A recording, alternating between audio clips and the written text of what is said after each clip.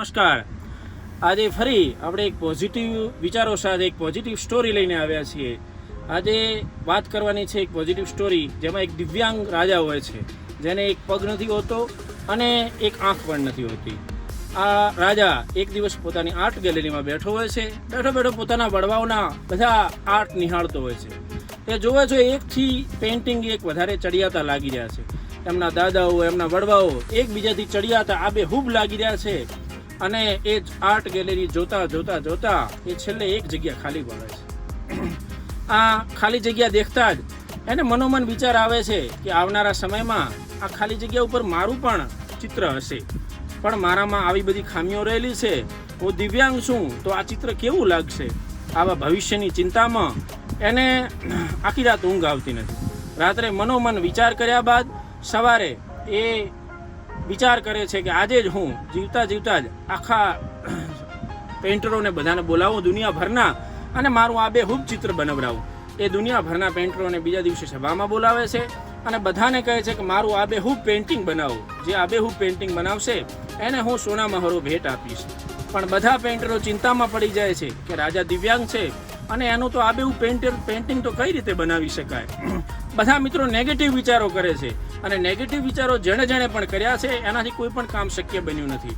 ત્યારે એ સભામાંથી એક છોકરો ઊભો થાય છે, યુવાન છોકરો છે, બહુ પોઝિટિવ વિચાર ધરાવતો છોકરો છે અને યુવાન છોકરો ઊભો થઈ અને આ ચેલેન્જનો સ્વીકાર કરે છે। એ છોકરો એમ કહે છે કે રાજાજી મને 3 દિવસનો માત્ર સમય આપો, 3 દિવસ પછી હું આપનું આબેહૂબ ચિત્ર રજૂ કરીશ। આખી સભા વિચારમાં પડી જાય છે કે આ શક્ય જ નથી। ઘણા જણા તો એમ પણ કહેવા માંડ્યા કે રાજાનું ચિત્ર જો ખરાબ બન્યું તો રાજા એને મોતની સજા આપશે।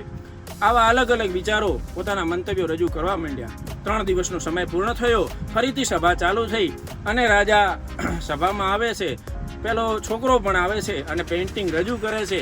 ત્યારે આ છોકરાએ અદ્ભુત પેઇન્ટિંગ જોઈ અને રાજા પોતાના ગળામાં રહેલા સોના મહોરો એને ભેટ આપે છે। આખી સભા અચંબામાં પડી જાય છે કે શું ખરેખર આ શક્ય છે? આવું શક્ય નથી।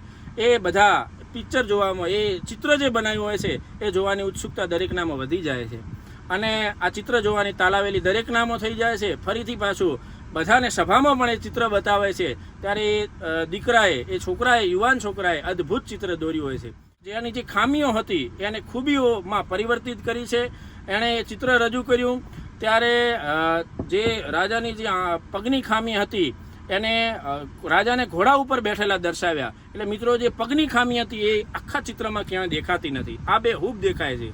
બીજું કે જે આંખની ખામી હતી એમાં રાજાને તીરંદાજી કરતા બતાવ્યા છે અને મિત્રો તીરંદાજીમાં આપણને સૌને ખબર છે કે એમાં એક આંખ બંધ હોય તો નિશાન સારું તાકી શકાય।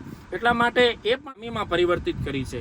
એટલે મિત્રો આના ઉપરથી આપણને સૌને બોધપાઠ મળે છે કે ખૂબી હોય, કોઈ પણ પ્રકારની ખૂબી હોય એને મિત્રો કોઈ પણ પ્રકારની ખામી હોય તો એને ખૂબીમાં પરિવર્તિત કરતા શીખો।